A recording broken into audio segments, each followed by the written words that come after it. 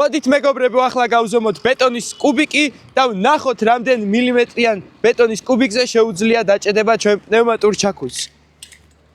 ეს ბეტონის კუბიკი არის დაახლოებით 15 სანტიმეტრი, ну დაახლოებით არა, ზუსტად 15 სანტიმეტრი. ახლა ვნახოთ ჩვენ წამოღებული გვაქვს აი ასეთი ხრახნიანი ლურსმანი, რომელიც შეგიძლიათ გამოიყენოთ საკიდების გასაკეთებლად.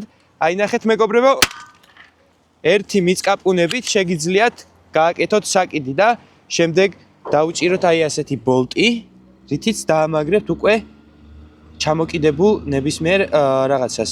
ეს იქნება კარა და წიგნების დასადები, თარო და ასე შემდეგ.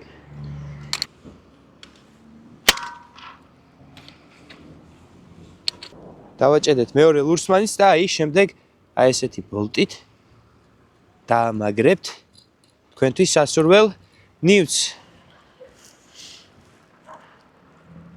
აი პნევმატური ჩაქულში ამას შეუძლია ეს ამ ყველაფრის გაკეთება. არ დაგავიწყდეთ 15 სანტიმეტრიანი ბეტონის კუბიკი.